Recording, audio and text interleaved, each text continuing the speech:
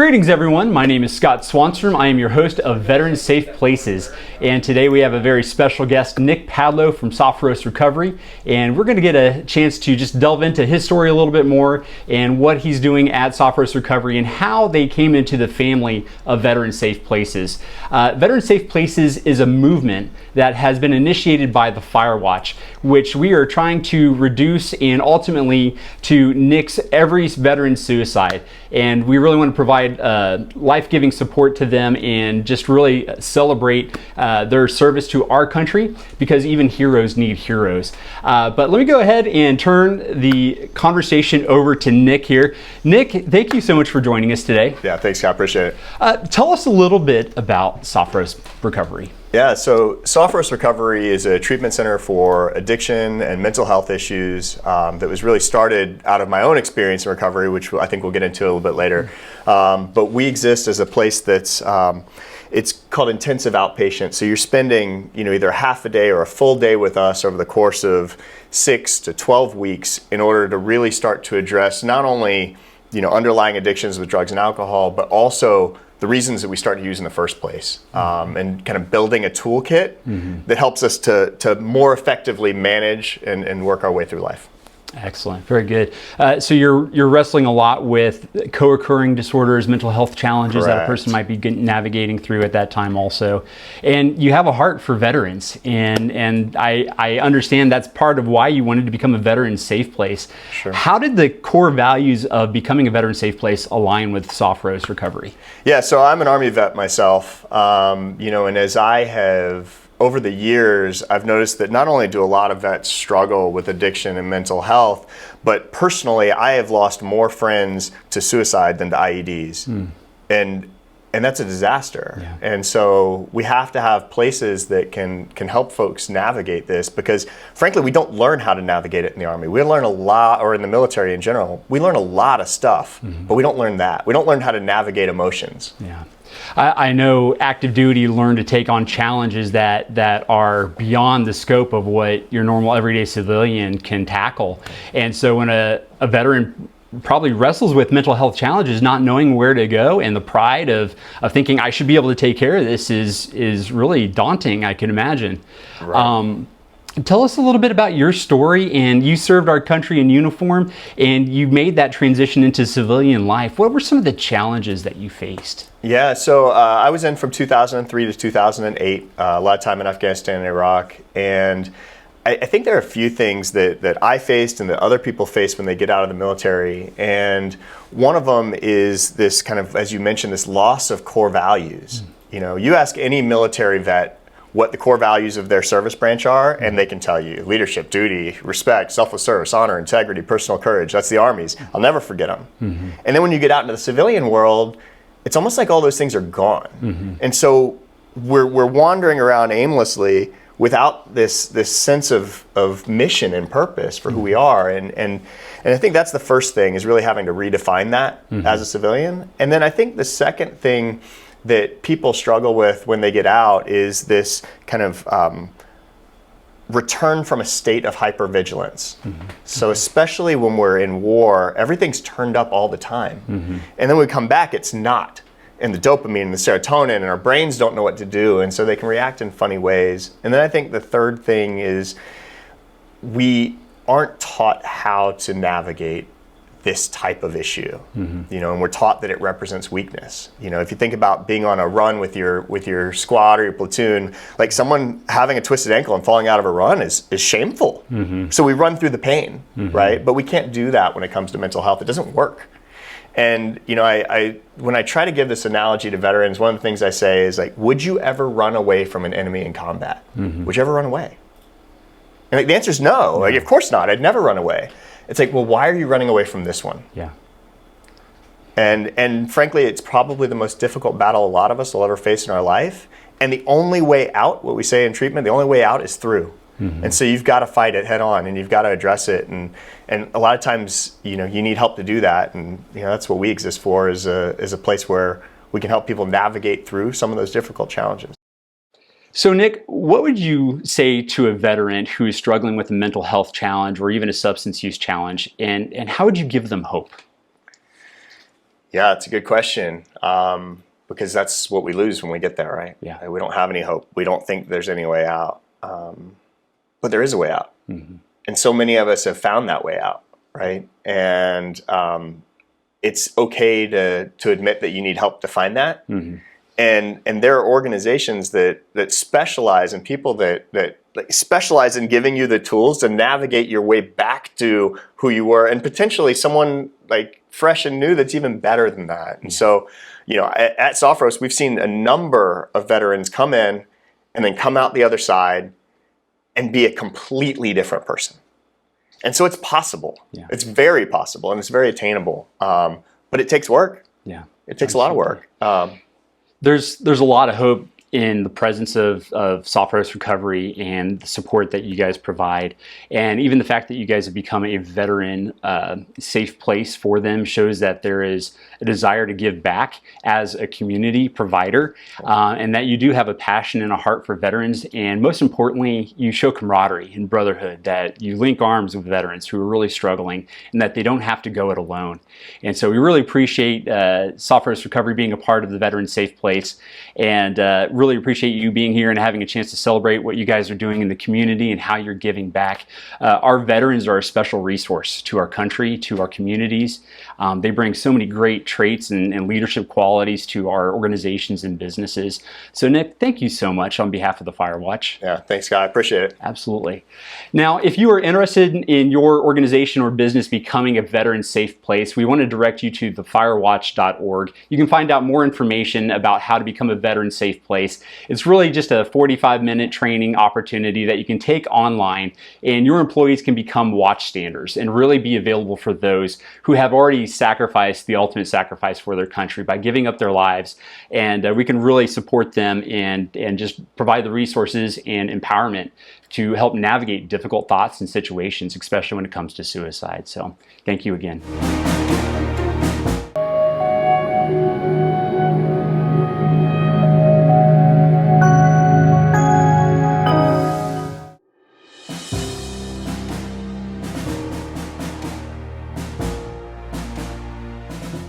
I want to personally thank you for your interest in Florida's fight to end veteran suicide. I'm retired Marine Major General James S. Hammer Hartzell, and I'm currently serving as the Executive Director of the Florida Department of Veterans Affairs. Over 6,000 U.S. veterans take their own lives each year, including more than 500 right here in Florida. This tragedy covers all age groups, all demographics, and all services. Our nation is calling on individual states to accept the challenge of decreasing suicide rates among service members, veterans, and their families, and our great state of Florida has accepted this challenge. This national effort is named the Governor's Challenge to Prevent Suicide Among Service Members, Veterans, and Their Families. And every Floridian, veteran, non-veteran, is an important member of our state's team. That is why you are here. The Fire Watch is a Florida nonprofit founded on the belief that if we can help veterans find community resources they need before considering hurting themselves, then we can reduce, even potentially end, veteran suicide in Florida's communities. That's what the Watchstander Suicide Prevention Training Program is all about. Our Florida Governor's Challenge Task Force has partnered with the Fire Watch to make this training available to all Floridians. We are working to train 10,000 Florida community members like you, to stand vigilant to the concerns of our veterans and watch out for suicide risk red flags, and to direct veterans to the help they need. Think of this program like learning CPR.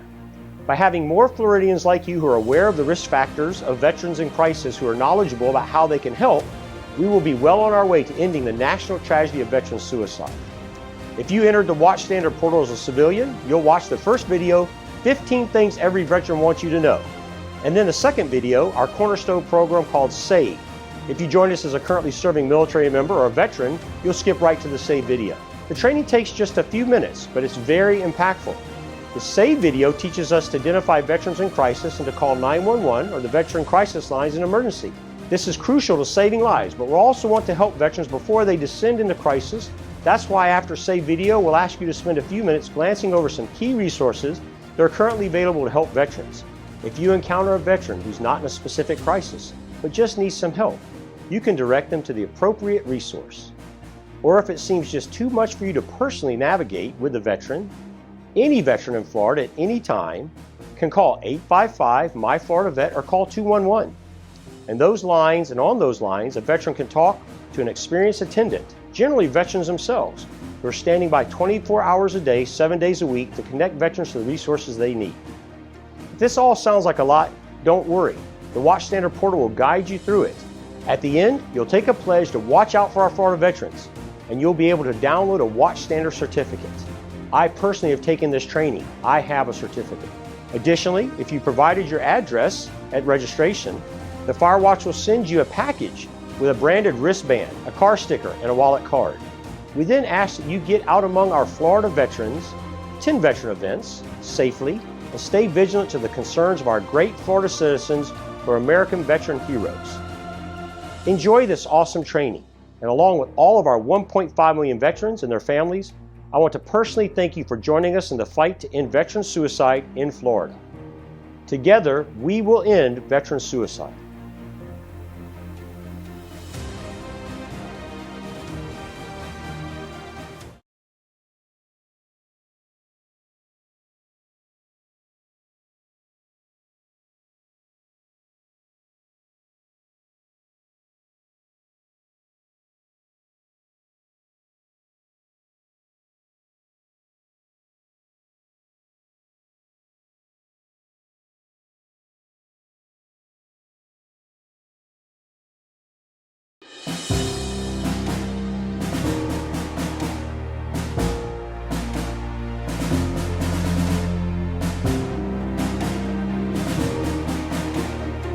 Thank you for joining us on another episode of 5 Minute Salute, a program sponsored by the Firewatch and focused on the great things that veterans are doing here in our community in Northeast Florida. I'm Nick Howland, your host, and also Executive Director of the Firewatch, and I'm thrilled by this episode. We have a good friend of mine, Senior Chief Sean Stahl, the Director of Training at Operation New Uniform. Sean, thanks for being with us. Thank you, Nick. Thanks for having me. Yeah, tell us a little bit about Operation New Uniform.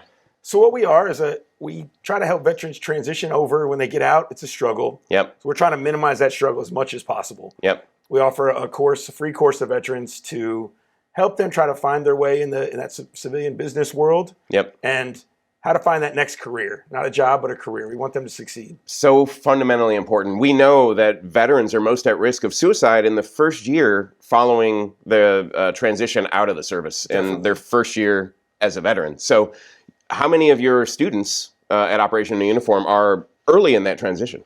Most of them are within 6 months of either getting out or have, just trying to figure out their way and realizing that it's a struggle. So we're trying to get to them earlier to hopefully avoid that piece you're talking about, because it is a struggle. Yeah, and Operation New Uniform is one of my favorite veteran serving organizations. I mean, I know the whole team there. I know the great work that you do. I even know many of your graduates, including the Firewatch. We hired one very recently as our new program manager, Derek Collins. Yeah. So what separates the service that Operation New Uniform provides over things like TAPS, the transition assistance program that people get when they get out, or other career helping service organizations for veterans? So what we try to do is focus on the veteran themselves. Yeah. Not a lot of veterans that go to get out try to think, oh, I have to do what I did in the military. Yes. Whatever my MOS, my NEC was, whatever that was. Yeah. I have to do that. Right. We try to help them. No, you don't. You still have value out there. That uniform comes off. You've got some value still. Yep. And hey, let's figure out what you get a chance now to design your life. Yeah. How do you want that to work? How do you want that to look? Let's figure out what that career, what that path is going to be. Let's make you be successful. Let's get you hired somewhere. An amazing service for veterans, not only here in Northeast Florida, but you're now handling or dealing with transitioning service members all over the country. Correct. We primarily focused here in Florida, as you mentioned, but we have students nationwide. We offer a virtual component too, so it's great. We've had students as far away as Washington State, upstate New York, so it's been great. So Sean, you are the Director of Training, but your career in the Navy was a Master at Arms. So Senior Chief, Master at Arms. Tell us about your Navy career. So as you mentioned, Senior Chief, Master at Arms in security. Yeah. Trained dogs, ran dogs a lot of times. But I always had a passion for training and teaching. Yeah. And learning, either it was helping a handler trying to figure out their dogs. Okay. Or as you progress up the ranks, just training in the anti-terrorism, force protection drills, and those kind of exercises and those kind of things. So I always had a passion to do it. Yeah. It took me, actually, I'm an ONU alumni. It took me to come to ONU to try to figure out kind of where my niche actually was. Okay, well, that leads to my next question. So what were your challenges after you retired from the Navy to get you where you are now. Obviously, you looked at ONU as a resource for you, took advantage of that. You were in one of the class, you graduated, now you're back teaching the class. But what were some of those challenges and struggles for you when you retired? So as I went to get out, I heard, oh, you have no problem finding a job, no problem. You have all these skills and experience and good to go, no problem. Yeah. That wasn't quite the case. What I discovered is that Senior Chief Stahl had done a zillion things in the world. He had been successful. Yeah. I have awards to prove it. Yeah. But Sean, who the new person I was becoming, hasn't really done anything. Yeah. And that was what I was struggling to find. And I was kept, for lack of proverbial, banging my head against the wall, trying to find my niche in life, trying to figure out where it was. Right. Finally agreed or wanted to come to ONU, or finally got convinced to go, I guess it was. Because you struggle. Vets are hard-headed, right? Absolutely. Go to this class. I'm like, no. And then once I finally went, I was like, there it is. Yeah. Now the world's opened up to me, and it helped me out a lot. That's amazing. Well, you guys are doing amazing work. Thank you for what you're doing. Thanks to Michelle McManaman for founding it, and Kim Bynum for, running the organization along with you. It's a tremendous organization. It's a tremendous resource for veterans. And I always say at the Firewatch, we're all about training the community to recognize the warning signs in veterans when they're struggling, and career transition is one of the top areas where they struggle. And then asking our folks who've taken our Watchstander training to help get veterans to the resources they need. Operation New Uniform is one of them that is most commonly referred to, particularly for veterans who are transitioning out of active duty. So Operation New Uniform is such a great resource in our community, and thank you. That, yeah. How can people find out more about ONU? So we have a Facebook page, Instagram, we have our website. It's all ONU, just our initials, Vets. Yep. The website is onuvets.org. Google search it. We're on LinkedIn pages. I'm all out and about as well. So any of us, we all a smaller staff, but we all have passion to just help and succeed in the community, and just help every veteran we can. onuvets.org. Yes, sir. Sean, thank you very much for being on the show. Yeah, great. Appreciate it. Thank you. Thank you. Thanks again for joining us on another episode of 5 Minute Salute. That was Sean Stahl from Operation New Uniform. I'm Nick Howland, the host and also the executive director of the Firewatch. The Firewatch is Florida's fight to end veteran suicide, and there's a role for everybody. Visit thefirewatch.org and learn how you can help. Thank you.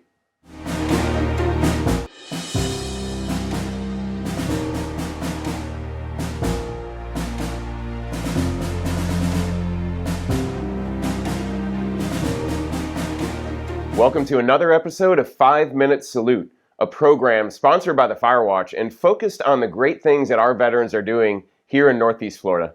I'm Nick Howland, your host and also executive director of the Firewatch, and what we try to learn from these shows are tips for other veterans that might be out there looking to start businesses, own or run or operate businesses, or looking to transition out of the service. We have a great guest with us today, Andy Hesterman of Hesterman Motorworks. Andy, thanks for being with us today. Thanks for having me. So tell us a little bit about Hesterman Motorworks.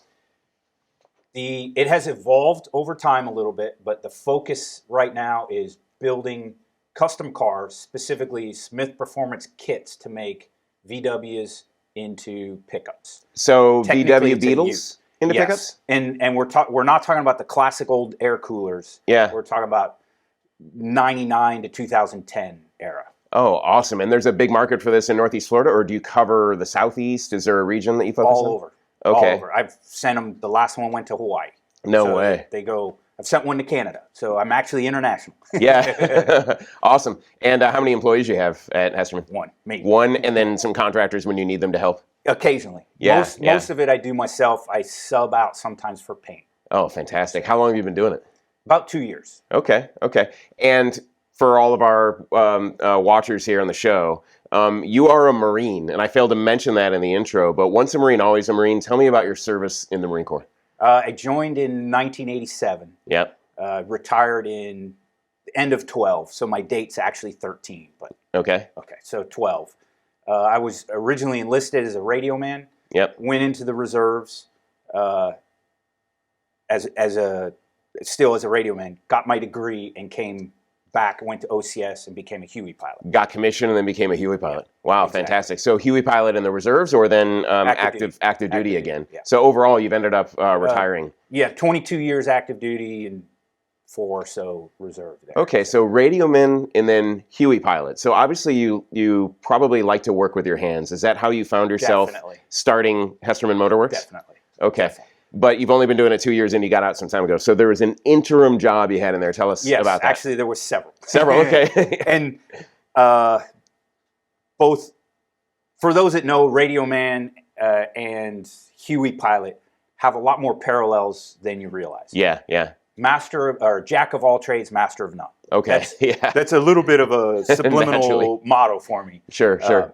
So jobs that I've had, I worked 2 years as a jet ski mechanic for a small shop that's kind of down the road from where I live. Yep. I worked for 2 years as a home repair, home customization. Remodel your kitchen, your bathroom, or you got wood rot on your door frame, whatever. We kind of did it all. Yep. Both of those were small businesses, 2 or 3 employees, and it was a dual function. One, I had to pay bills while I was trying to get my own stuff going, right? Sure. 2 was research. It really, not like you think of typical research, but seeing how small business works, how much time is invested, how do you deal with this and that, billing, licensing, all that stuff. Both of those owners were very good to me. Not only did I work, but then I'd be like, hey, how do you handle da-da-da-da-da? And they were very sharing for both of those gentlemen. So I learned a ton from both of those guys. And that helps me now as I'm doing it myself. As an entrepreneur, running your own business built on tinkering like you did in the past. Exactly. So is that a lesson that you would impart Most on definitely. veterans looking to transition, and particularly entrepreneurial ones? I would say there's two pieces there. Yeah. And kind of rewinding a little bit, another thing that we haven't mentioned is don't fall victim to the grass is always greener. Yes. Service to civilian side or working for somebody else versus working for yourself. Okay. You are going to work way more hours. You're going to be the hardest boss you ever had. Yes. As an entrepreneur working for yourself. Yep. It gives you a lot of flexibility. I'm not saying it's a bad thing. Sure. Not at all. A lot of risk, but a lot of reward. Right. When you're risking everything, it's your stuff. Yeah, and a lot of work. Yeah. So don't be afraid to work for somebody else for a little bit, whether it's 6 months or a year or 5 years. You learn a lot. You're risking their stuff, but you get to go home at night, and it's not, oh, did I pay that bill? How am I going to, Right. Right. So, and I got off the point you were really asking. Which is the lesson of learning all of that and how that translates into being an entrepreneur. It's why not start working for someone else, learning the lessons that you can then leverage when you open your own. It also you'll also learn some of the industry. So the closer to the industry that you're thinking about, the better in general. Yes. Because if you really want to make a successful personal business, small business, you got to find, you either have to do it better, different, faster, or cheaper than everybody else to blossom. Yep. So working for another company in a similar business can help you learn. It's hard to do market research on your own with no connection. Right. Help you learn how to do it better, faster, cheaper. Exactly. Yeah. Exactly. Absolutely. So it's three-pronged maybe. Yeah. But so you can learn about the industry and the markets and such, but you can also learn the functions of running a small business because it can be complicated. Right. And there's stuff that can bite you in the hiney. Any future plans to expand a lot of the work that Hesterman Motorworks does with kits and conversions? Yes, but none you want to talk about? It'll be small steps. Yeah. You always got to be ready for that next phase. Yeah. At some point, the market gets saturated. This is such a small niche that at some point, I may not have enough to, pay and I've got 2 kids in college right now. So, sure. So yet another lesson you've probably learned by working for other people in the past in similar industries. So what a fantastic thought. Yeah. And how applicable. Amazingly applicable. I have 3 or 4, you always have, as an entrepreneur, you always have 3 or 4 irons in the fire. Right. So on the side, I'm doing YouTube videos. I do both of what I build and then kind of automotive repair. Yeah. It's not a big money maker, but it does make a little bit. Yep. And that there's huge inertia in that. Your first year, whether it's YouTube or whatever social media, you're really not going to make any money at it. Yeah. You have to establish yourself first. Right. But so that's in the works. I have a book that's coming out in May. Yeah. I actually found a publisher, so there's another. So I have all these different branches, but Hesterman Motor Works is my focus. I am toying with electric. Okay. Yeah. Seems to be a vehicle huge electric piece work of the automotive industry. So let's get in on it. Well, then let's send a message to all veterans to support Hesterman Motor Works, because if they have work to do with their Volkswagens and want to convert them, or in the future do electric, they know where to go. Let's keep it in the family, veterans, right? So how can people find out about you and about Hesterman Motor Works? Instagram, Facebook are both Hesterman Motor Works. YouTube channels Hesterman Motor Works. And then I have a website that is hestermanmotorworks.com. Yep. 2 N's in Hesterman. And Works is spelled the old German style because it's VW's. W-E-R-K-S. E-R-K-S. Yeah, very good. Andy, thank you so much for being on the show. Really appreciate it. Thank you for what you're doing. With the Firewatch Stander. Yeah. That very easy, great information, very similar to what you may have done in the military already. Just opening your eyes, and it's a problem we need to address. Being vigilant to the concerns of veterans and helping a veteran get resources that they need. That's a huge network. Yep. There's another plug. Networking with veterans is huge, and that everything is timing and who you know. Absolutely. Right? For the big success. So absolutely. Don't be afraid to network. There's tons of organizations. VOB, veteran-owned businesses. Yep. VRV, veterans referring veterans. Yep. I've got a number of friends, and we all plug each other and help each other out.